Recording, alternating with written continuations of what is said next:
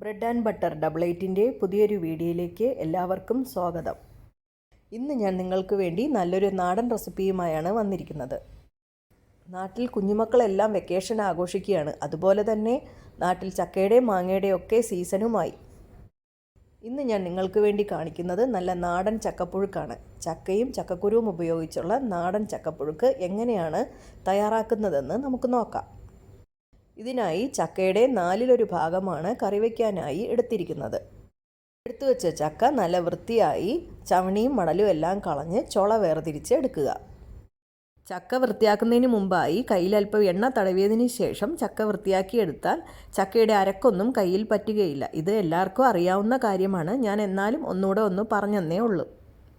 വേർതിരിച്ചെടുത്ത ചക്കച്ചുള ചക്കക്കുരു മാറ്റി നീളത്തിൽ അരിഞ്ഞെടുക്കുക. ഇതോടൊപ്പം തന്നെ ചക്കക്കുരുവും തൊലിയെല്ലാം കളഞ്ഞ് നല്ല വൃത്തിയാക്കി എടുക്കുക.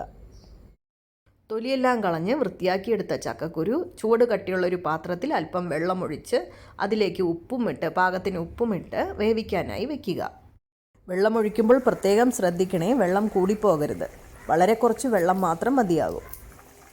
ചക്കക്കുരു ഏകദേശം 1/4 ഭാഗം വെന്ത് കഴിയുമ്പോൾ നീളത്തിൽ അരിഞ്ഞ് കഴുകി വൃത്തിയാക്കി വെച്ചിരിക്കുന്ന ചക്ക ഇതിലേക്കിട്ട് ഒരു അടപ്പ് കൊണ്ട് അടച്ചു വെച്ച് വേവിക്കുക. ചക്ക വെന്ത് വരുന്ന സമയം കൊണ്ട് ഇതിലേക്ക് ഒരു അരപ്പ് തയ്യാറാക്കണം. അതിനായി 2 പിടി തേങ്ങ, 1/4 ടീസ്പൂൺ മഞ്ഞൾപ്പൊടി, 1/2 ടീസ്പൂൺ മുളക് പൊടി, 1/4 ടീസ്പൂൺ ജീരകം, 2 തണ്ട് കറിവേപ്പില, 6 അല്ലി വെളുത്തുള്ളി ഇവയാണ് എടുത്തിരിക്കുന്നത്. നിങ്ങളുടെ കയ്യിലുള്ള വെളുത്തുള്ളിയുടെ അല്ലി വലുതാണെങ്കിൽ അതിനനുസരിച്ച് എണ്ണത്തിൽ മാറ്റം വരുത്തണേ. ഇത് ചെറിയ അല്ലി ആയതുകൊണ്ടാണ് ഞാൻ 6 പീസ് എടുത്തിരിക്കുന്നത്.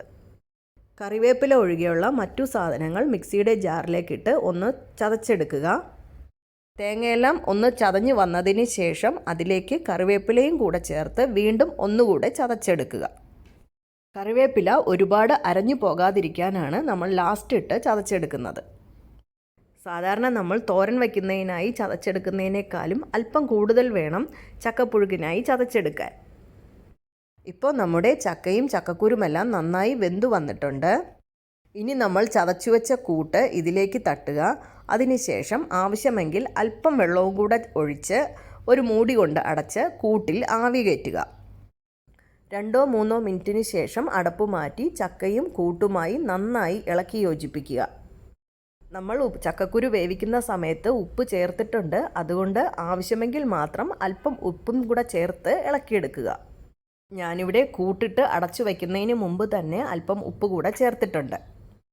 നന്നായി ഇളക്കി യോജിപ്പിച്ച ചക്കപ്പുഴുക്കിലേക്ക് സ്റ്റൗ ഓഫ് ചെയ്തതിന് ശേഷം 2 ടേബിൾ സ്പൂൺ പച്ച വെളിച്ചെണ്ണയും കറിവേപ്പിലയും ചേർത്ത് ഒന്നുകൂടെ മിക്സ് ചെയ്ത് നമുക്ക് ഉപയോഗിക്കാവുന്നതാണ്.